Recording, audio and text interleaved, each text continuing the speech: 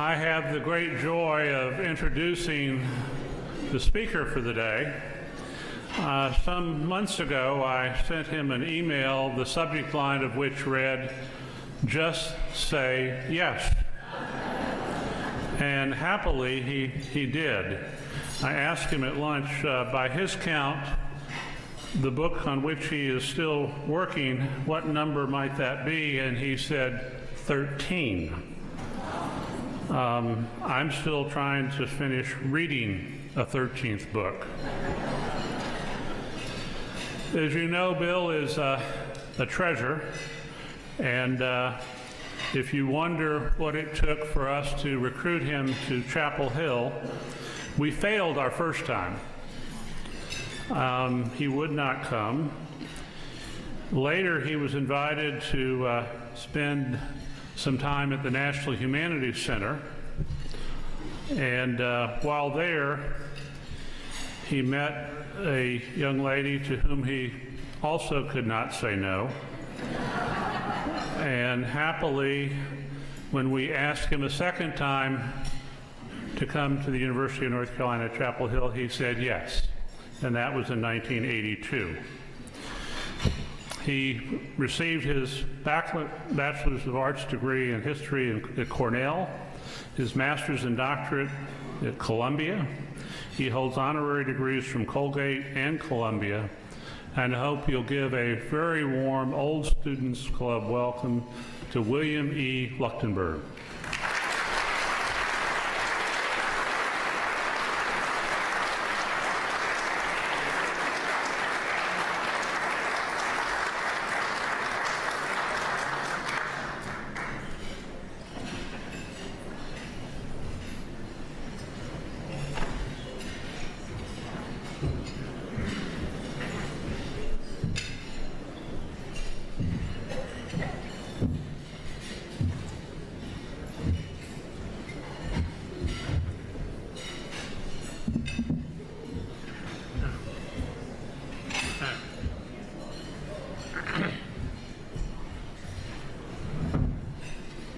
Thank you, Doug. Welcome back. Welcome home.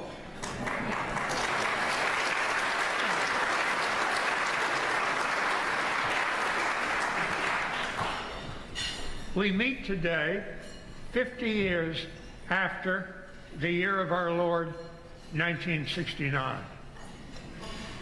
To be more precise, we meet on the anniversary of the commencement of the University of North Carolina class of 1969. Fully half a century ago, hard though that may be to believe. I plan to speak briefly this morning about the political scene that the class of 1969 encountered in its college years, an experience shared by other UNC graduating classes in the 1960s. I speak from the perspective of an American historian and of one who was a participant in some of these events. I begin in September 1965, at a time when the Carolina class of '69 was first familiarizing itself with the Chapel Hill campus. A time when I was invited to the White House to interview President Lyndon Johnson, who wanted me to write about how he had put together his legislative program. LBJ was then at the height of his power and prestige. A year earlier, he had declared unconditional war on poverty. And in a commencement address at the University of Michigan in the spring of 1965, he had articulated his vision of a great society. Johnson had proven himself to be a masterful legislative tactician.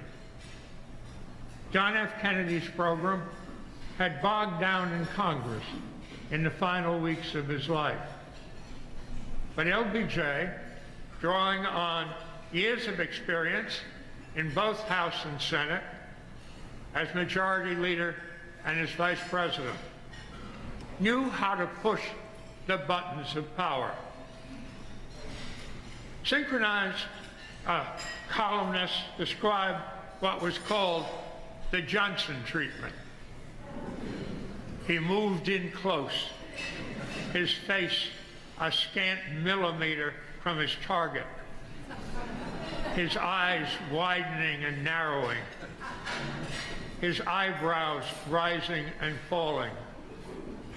From his pockets poured clippings, memos, statistics. Mimicry, humor, and the genius of analogy made the treatment an almost hypnotic experience and rendered the target stunned and helpless. He was relentless, working almost round the clock.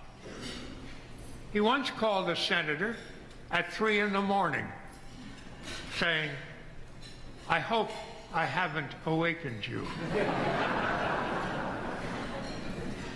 The senator replied, "Oh, no, sir. I was just lying here in bed, hoping you would call."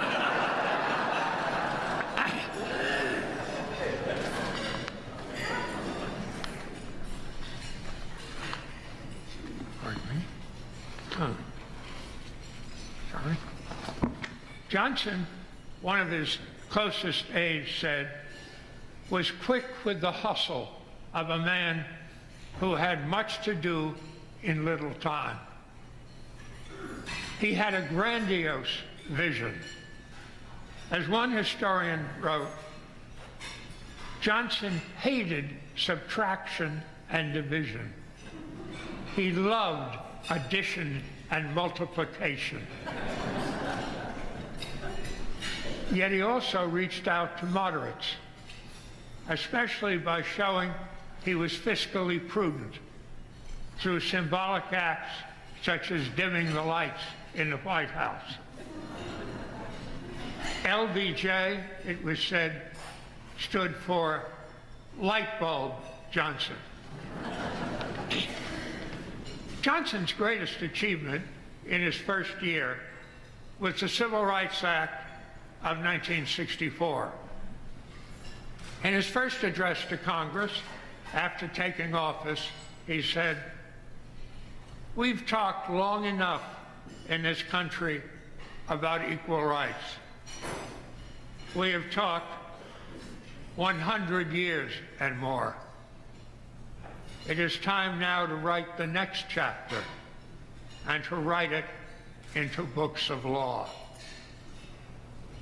Bill Moyers has recalled that Johnson had once said to him, if he could talk to just one man who had passed through the Senate before him, it wouldn't be Daniel Webster or Henry Clay, but Pitchfork Ben Tillman of South Carolina.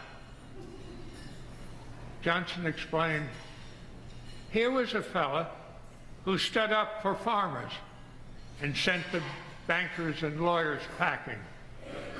Here was a fellow who took on railroads, started colleges, invited women to get a first-class education, persuaded the legislature to jack up money for schools.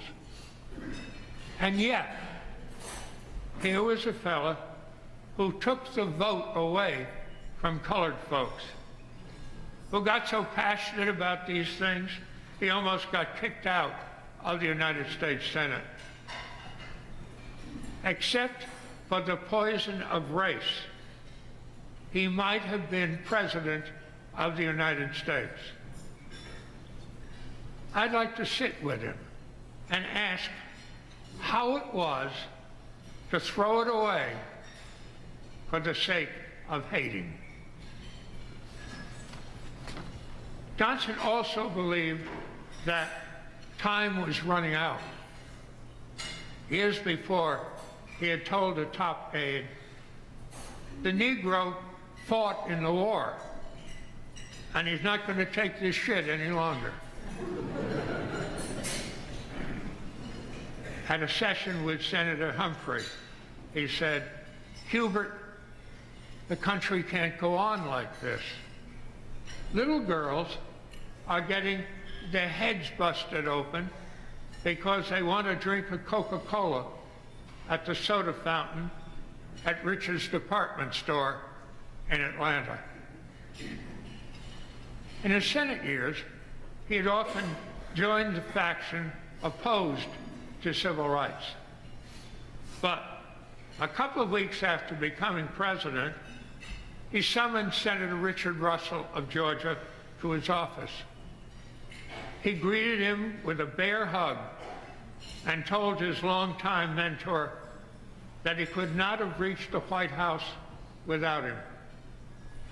Then continued, "So I love you, and I owe you. Which is why I want to tell you, Dick, you've got to get out of my way. I'm going to run over you. I don't intend to cavil or compromise. I don't want to hurt you, but don't stand in my way." Johnson insisted upon a truly far-reaching civil rights law.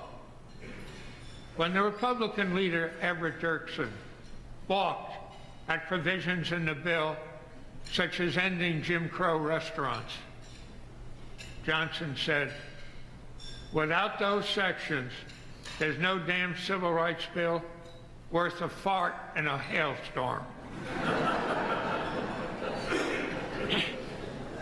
Dirksen, persuaded, ended up quoting Victor Hugo, "Stronger than all the armies is an idea whose time has come." Johnson repeatedly demanded more effort from his followers in the Senate, saying, "If you damn liberals don't get off your asses and do something, Russell is going to wind up with your peckers in his pocket." His former colleagues, such as Russell, thought he was a turncoat. But Johnson believed that when he recommended programs that affected the South, he did so with the instinct of a native. At a rally in Augusta in the 1964 campaign, he quoted the words of the last Southern-born president, Woodrow Wilson. "The only place in the world where nothing has to be explained to me is the South."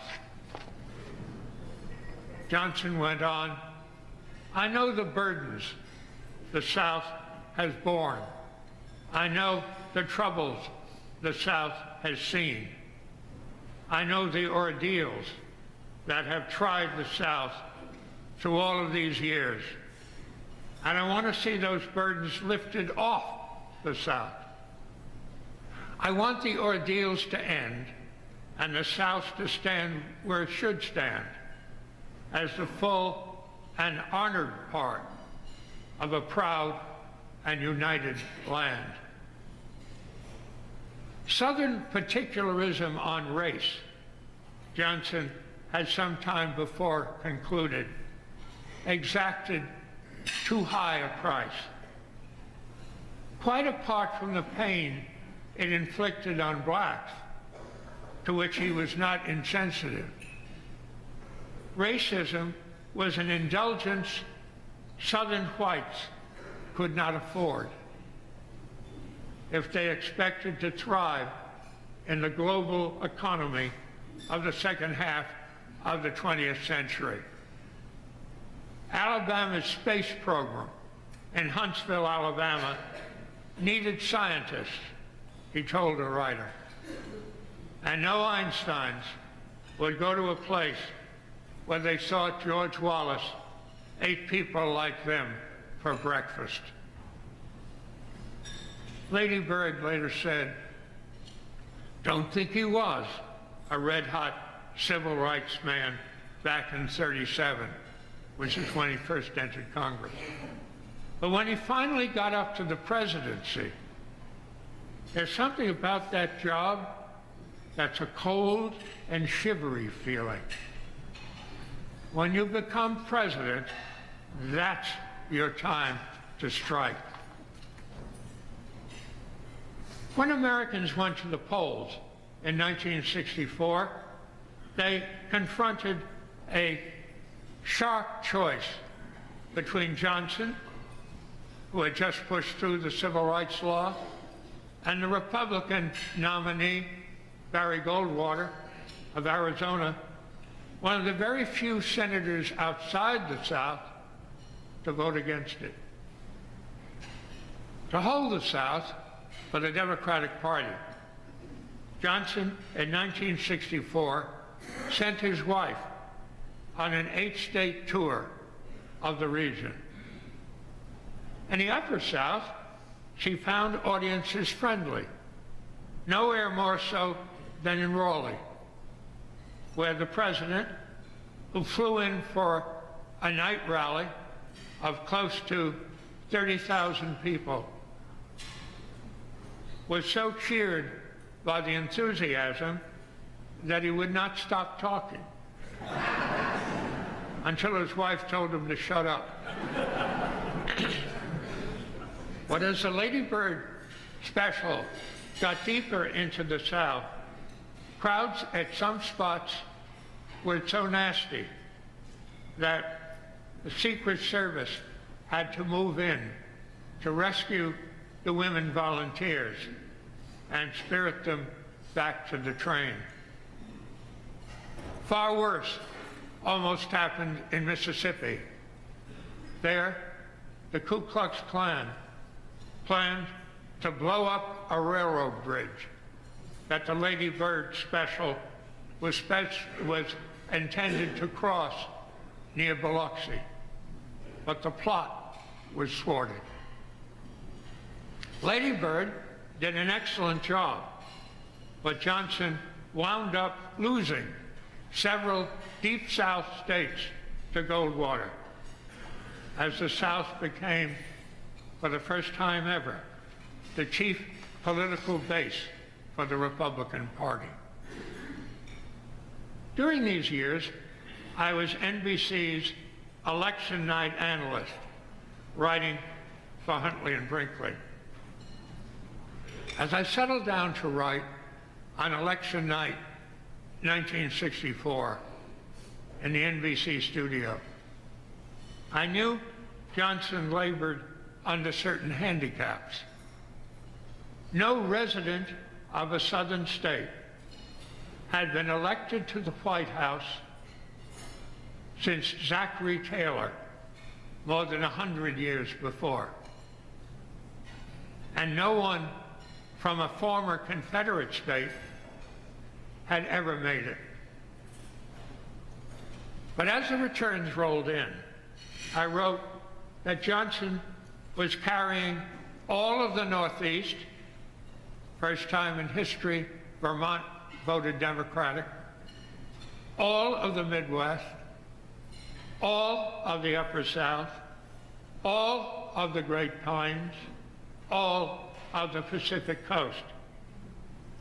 He won the biggest proportion of the popular vote of any presidential candidate in history.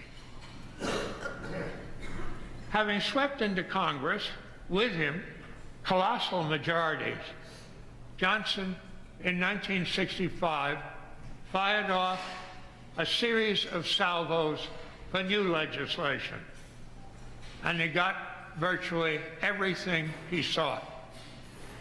Medicare, Medicaid, huge sums for education, 2 new cabinet-level departments, and Lady Bird's favorite project, a Highway Beautification Act.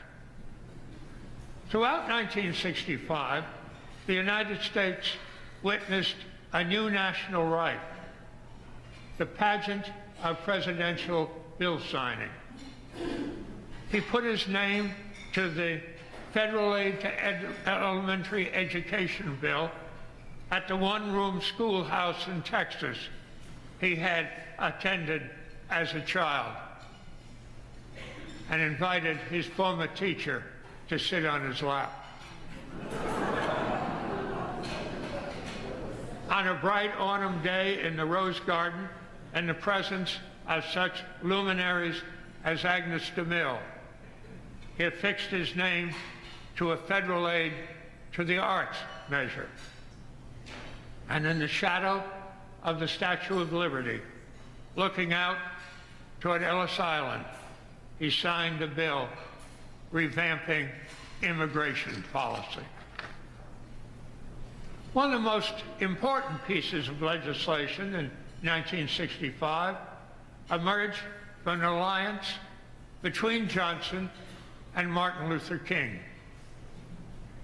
When Dr. King organized a demonstration in Selma, Alabama, on behalf of assuring that Americans of all races would have the right to vote guaranteed by the Constitution, one of his supporters, a white Unitarian minister, was murdered. And when demonstrators sought to walk to the state capitol in Montgomery to petition for their rights, Governor Wallace's Alabama state troopers bloodied them. Undaunted, Dr. King reconstituted the protest, and this time President Johnson ordered a strong federal presence to protect the marchers. I took part in the Montgomery March with Dr. King, and I vividly recall, as we turned the corner and moved down Dexter Avenue, I could see at the far end of the boulevard, in the state capitol facing us, high up, Governor Wallace and his aides, still resistant, but no longer able to thwart a movement that had the commitment of the President of the United States. At the end of the march, a bus of the Southern Christian Leadership Conference took us down a long, dark highway to Atlanta, where I rejoiced that, thanks to FBI helicopters that had been circling overhead, it had all gone so peacefully.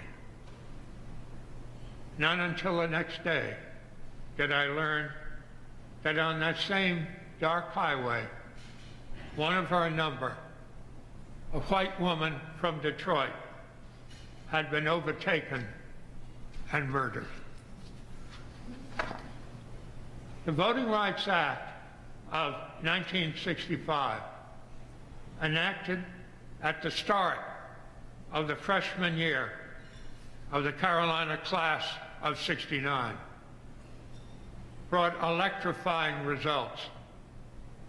Black registration in Mississippi left from less than 7% to 60%. By the time I was scheduled to see Johnson in September 1965, he was dominating the nation's capital. Everyone in Washington, said the New York Times, was acting as though the president was 12 feet tall, when we all know that he's only 10 feet tall. Everyone remarked, too, on his colossal ego. Once when Johnson was about to take off from Washington. A young officer, attempting to be helpful, told the president which of the helicopters at Andrews Field was his. And Johnson replied, "Son, all of them are mine." According to one apocryphal tale, Chancellor Erhard of Germany, seeking to be felicitous, said to Johnson at the LBJ Ranch, "I understand, Mr. President, you were born in a log cabin." "No, Mr. Chancellor," Johnson retorts, "you have me confused with Abe Lincoln. I was born in a manger."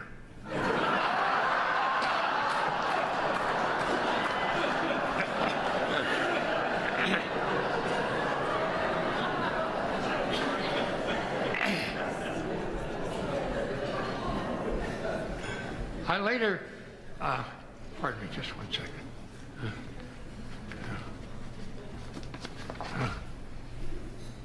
When the time arrived for me to go to Washington, I experienced a Walter Mitty day as uniformed officers waved me past the White House guard post and a sleek black limousine whisked me through the White House gates up to Capitol Hill and back again. On the Hill, the Senate Majority Leader, Mike Mansfield of Montana, walked off the Senate floor, greeted me pleasantly, and took me to his congenial office, where he made me a cup of coffee and talked about the legislation of the Great Society. At other times, I met with Speaker Carl Albert, had invigorating talks with the President's press secretary, Bill Moyers, and spoke to legislative liaisons in both houses of Congress and the Treasury. Finally, the time came to see the President.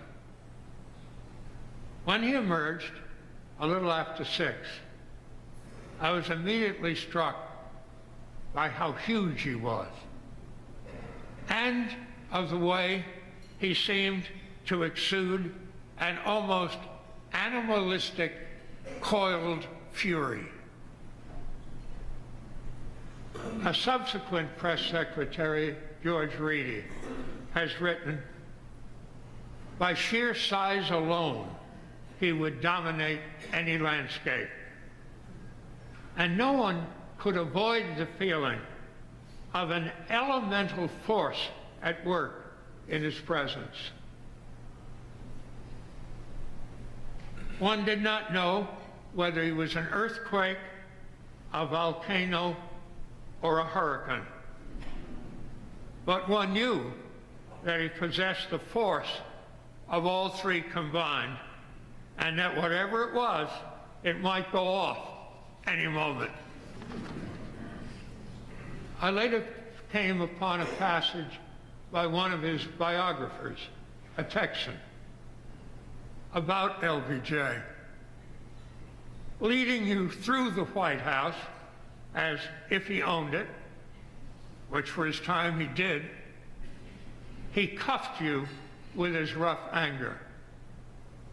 He occupied his rocking chair with authority as if, should it squeak, he would maul it.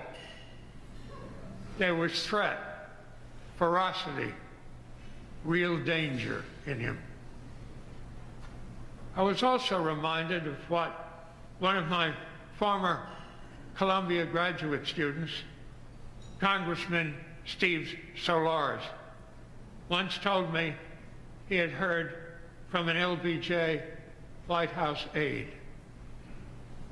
He is the only man who has ever made me feel that, like my father, he might at any moment take off his belt and strap me. The president shook hands with me and, as in the Texan's account, led me through the White House into a tiny anteroom where he's never more than a foot or two away from me. I knew that I must expect no more than a few minutes of the president's time. Earlier that day, the Nigerian foreign minister had been cut off at 18 minutes. Prince Mikasa of Japan at 14. When an hour went by, I could not believe that he still gave no indication we should break away. Not even when a cabinet officer, John Gardner, entered and sat with us.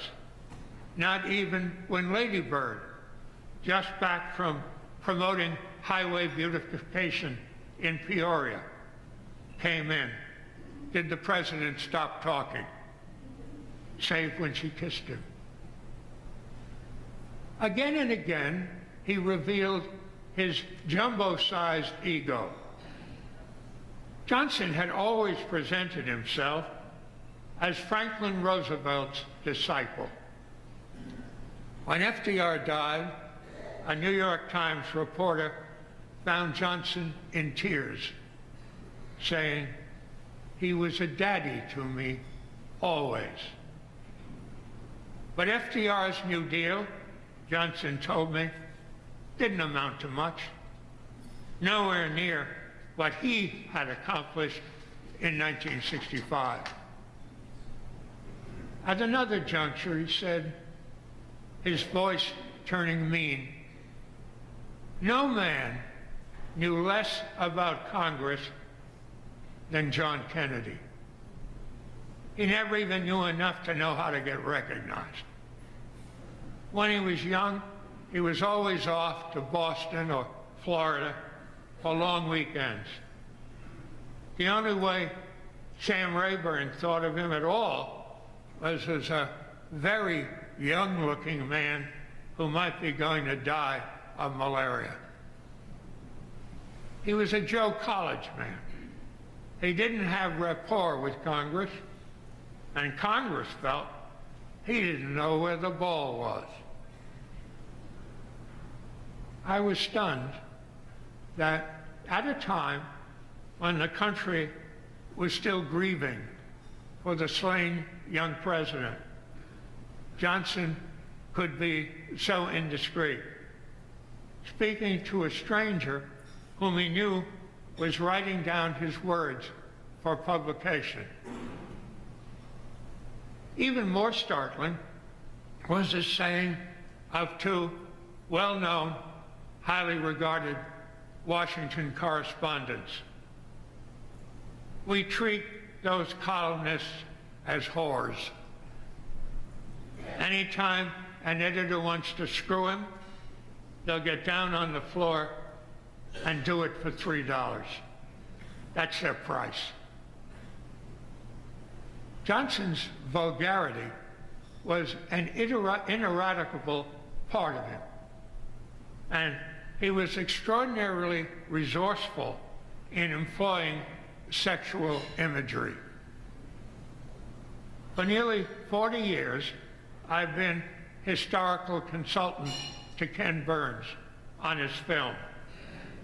And he talked to me a few weeks ago in Nashville of one of the next ones in our pipeline, LBJ. I know any number of vivid Johnson anecdotes, but I very much doubt I can tell any of them on screen. On my way out of the White House, I said to Bill Moyer's deputy, "You don't need to tell me I can't use 90% of this." He answered, "Better make it 95%. especially about Kennedy. Although some although some years went by before I felt free to publish an account of the interview, I did immediately get into print in a national magazine an article, mostly based on talks with others in Washington and memos Bill Moyers gave me, about how Johnson had constructed the Great Society program. It was largely a triumphal story, a tale of LBJ's successes. But in that very year of achievement, 1965, Johnson had taken a fateful step in Southeast Asia. In the 1964 campaign, he had said, "We're not going to send American boys 9,000 or 10,000 miles away from home to do what Asian boys ought to be doing for themselves." In 1964, there were still only 23,000 American advisors in Vietnam and no U.S. combat force. But after a Viet Cong mortar attack on Pleiku in February 1965, Johnson ordered the bombing of North Vietnam. And in the next month, 2 battalions of U.S. Marines landed in Vietnam. Secretary McNamara said that the Marines would only have a defensive assignment, but they soon moved into battle. Some of his commitment to Vietnam derived from his upbringing in Texas, where he was steeped in recollection of the Alamo. When he was a little boy, his mother taught him a poem that years later he would still recite from memory. "And 30 lay sick, and so were shot through, for the siege had been bitter and bloody and long. Surrender or die, then what will you do?" And Travis, great Travis, drew sword, quick and strong, drew a line at his feet. "Will you come? Will you go? I die with my wounded in the Alamo." For Johnson, conclude commentators on the legend, the soldiers in Vietnam were descendants of the Alamo, and he, at least in spirit, was William Barrett Travis. Johnson got so carried away by memory of this heroism, he once said his great-great-grandfather had died at the Alamo. In fact, the man was a real estate speculator who died at home in bed. The president told the National Security Council, "Hell, Vietnam is just like the Alamo. Hell, it's just like you're surrounded and you damn well need somebody. Well, by God, I'm going to go. And I thank the Lord I've got men who want to go with me, from McNamara right down to the littlest private who's carrying a gun." Pardon me. Sorry. Month by month, the war reeled further out of control. In 1968, toward the end of the Carolina class of '69's junior year, the total U.S. military force passed 500,000. During the senior year of the class of '69, the United States counted a total of 30,000 dead, 100,000 wounded. By that point, the U.S. had dropped more tons of bombs on Vietnam than had pounded Germany and Japan in all of World War II, to little avail. The course of the war undermined trust in American government. Commentators spoke of Johnson's credibility gap, as each statement of U.S. policy was followed by contrary behavior. One of the president's chief aides, Dick Goodwin, who had drafted the Great Society oration and who was, incidentally, husband of Doris Kearns Goodwin, wrote, "The continual downpour of contradiction, misstatements, and kaleidoscopically drifting attitudes has been so torrential it has almost numbed the capacity to separate truth from falsehood." It also became increasingly difficult to believe that the United States was on the right course.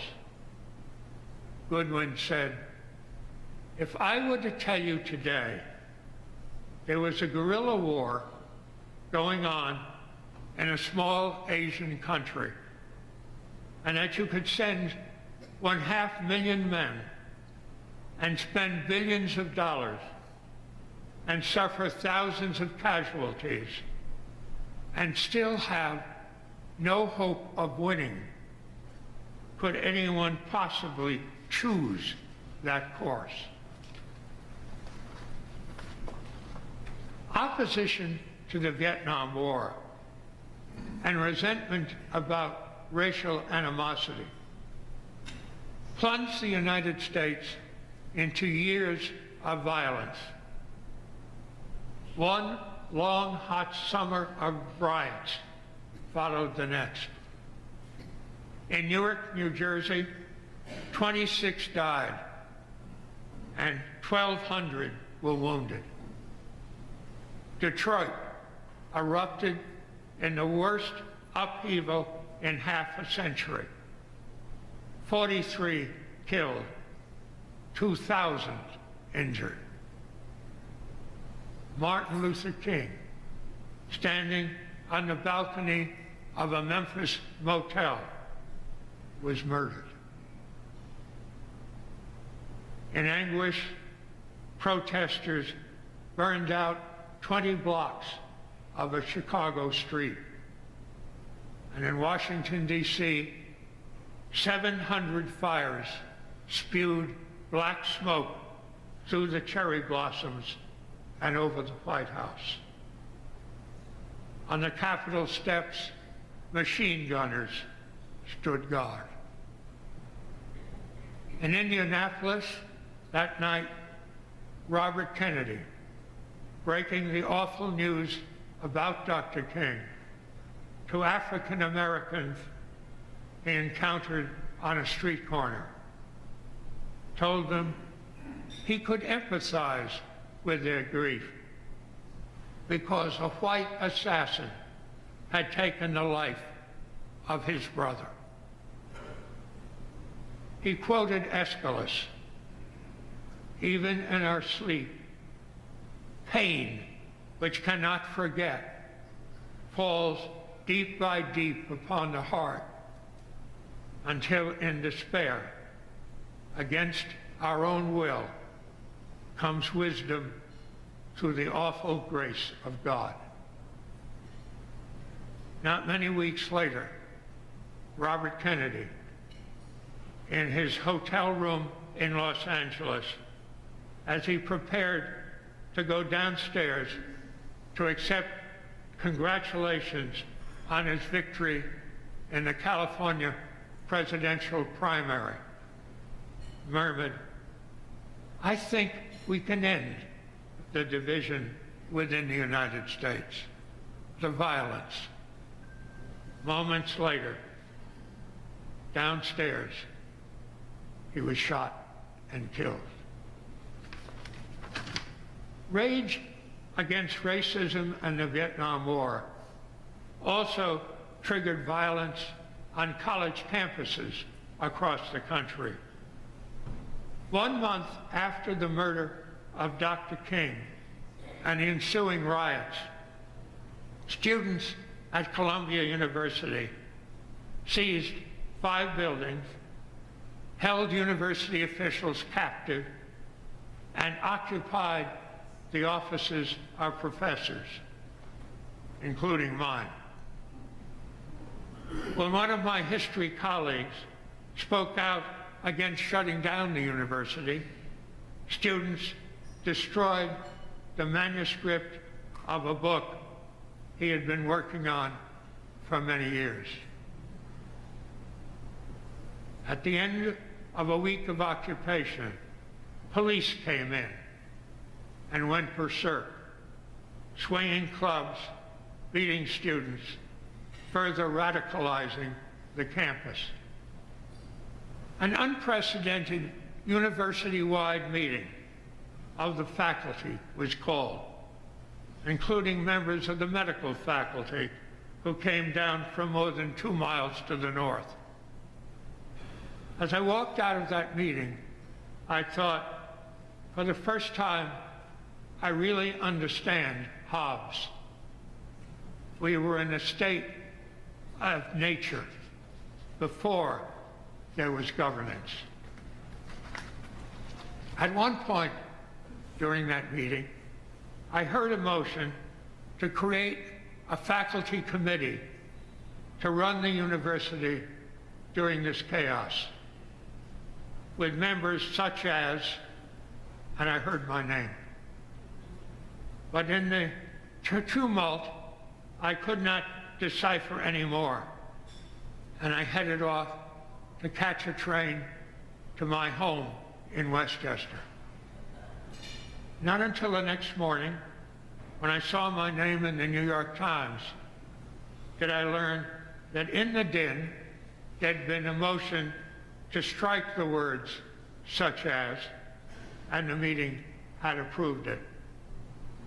I took the next train into Manhattan, and for weeks thereafter, worked 18, 19, 20 hours a day, trying to restore order on campus and create new institutions.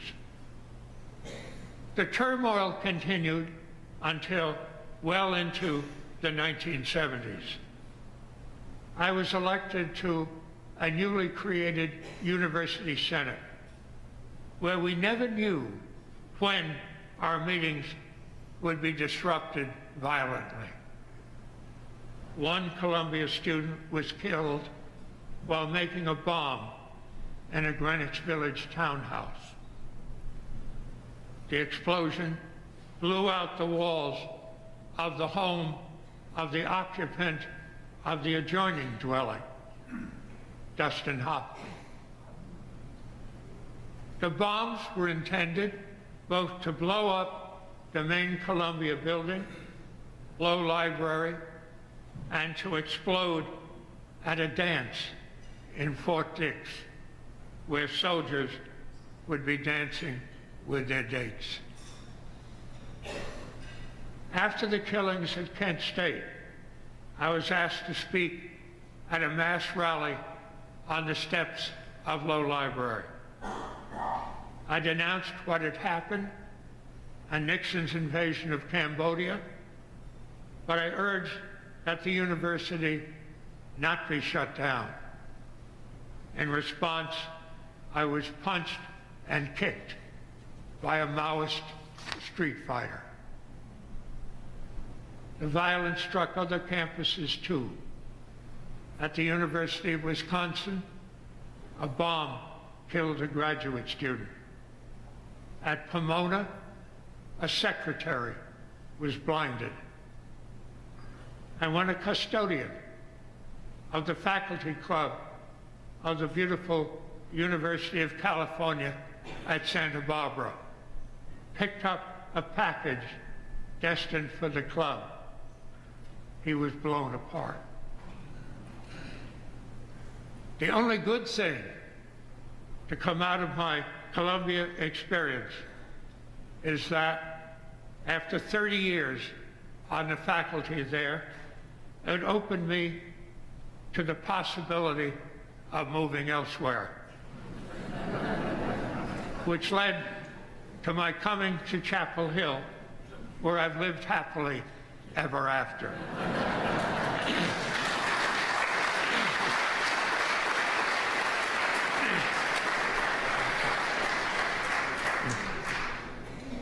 Violence permeated the 1968 presidential campaign, during which Robert Kennedy was murdered.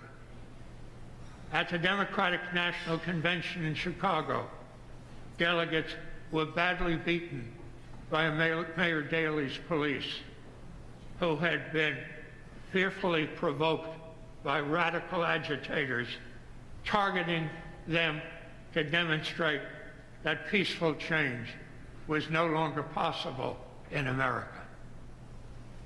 The cops had one thing on their mind, wrote a columnist: club and then gas, club and then gas, club and then gas. A third-party candidate that year, George Wallace, advocated running over civil rights demonstrators with one's car, and won considerable support in northern precincts. Wallace chose as his running mate General LeMay, model for the maniacal general in the film Dr. Strangelove. LeMay, who advocated bombing North Vietnam back to the Stone Age, aroused alarm by saying, "We seem to have a phobia about nuclear weapons." During the 1960s, when most of you here today were at our university, the most quoted poem in America was The Second Coming by the renowned Irish poet William Butler Yeats, especially the lines, "Things fall apart, the center cannot hold." As Americans looked at their country, these lines seemed prophetic. And I recall that when I had a visiting professorship at Oxford shortly afterward, the travel agency across the street from my college displayed a poster in its window with the message, "See America while it lasts." Yeats's poem goes on, "Mere anarchy is loosed upon the world. The blood-dimmed tide is loosed, and everywhere the ceremony of innocence is drowned. The best lack all conviction, while the worst are full of passionate intensity." In November 1968, I again was at Studio 8H in the RCA building in Rockefeller Center, writing the election night analysis for Huntley and Brinkley. Through the evening, we projected state after state in what was a remarkably close race. Our own polls at NBC showed Humphrey and Nixon even. And then, at about 1 a.m., the clatter of teletype machines suddenly stopped. No more returns came in. There was an eerie silence in the studio, with none of us knowing what was going on in the countryside, especially on the Pacific coast. Hour after hour, we stared at one another and waited. Only when I saw Barbara Walters and Joe Garagiola walk into the studio with props for the morning Today Show did I realize we'd been up all night. It still took hours more for the last returns to be tallied and to find Nixon had prevailed, though by the smallest margin in more than 50 years.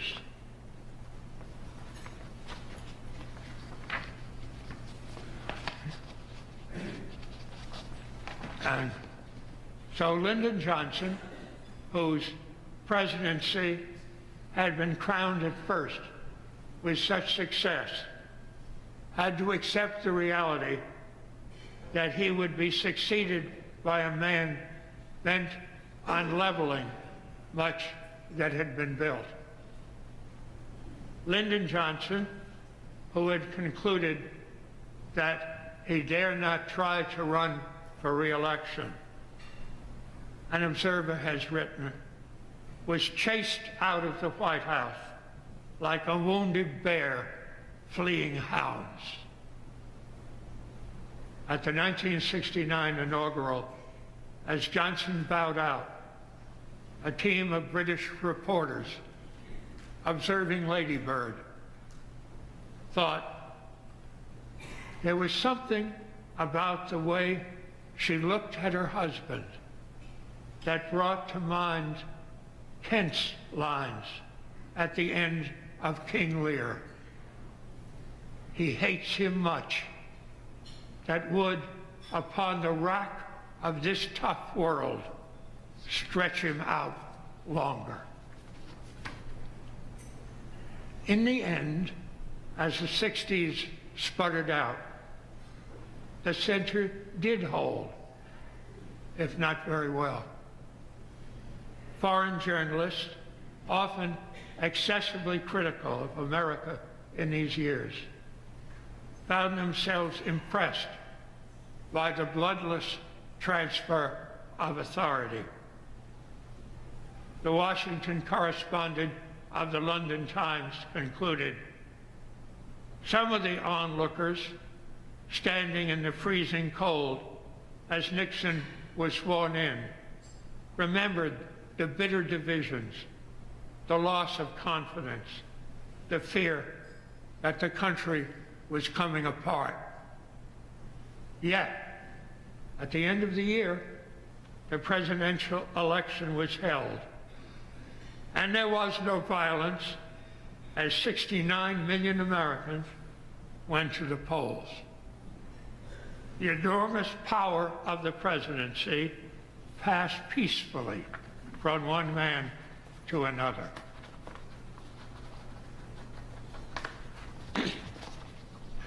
The political universe I've been describing this morning is a political universe you lived through in your years at Carolina. And here we are, 50 years later, once again living in a deeply divided country. Once again, we are in the presence of bitter racial animosity, and this time, sadly, also with rising anti-Semitism. Once again, we have a president who is characterized as egocentric and prone to misstatement. And once again, we're encountering dreadful violence in Charlottesville and the hideous killings in synagogues in Pittsburgh, in Southern California. We have been witnessing also assaults upon young people in schoolrooms, the shooting of unarmed black men and women, the denigration of Hispanics and of Muslims, and the cruel separation of Latino children from their parents. Once again, as we contemplate the nature of political leadership in our country, Yeats's words come to mind. The best lack all conviction, while the worst are full of passionate intensity. Above all, the most quoted words of Yeats's poem command attention. Things fall apart. The center cannot hold. The challenge to your generation, to my older generation, now, as a new Carolina class is graduated this weekend, is to see that the center holds. That a half century from now, this class of 2019 will be able to look back to a time when mighty challenges arose and were met. Thank you.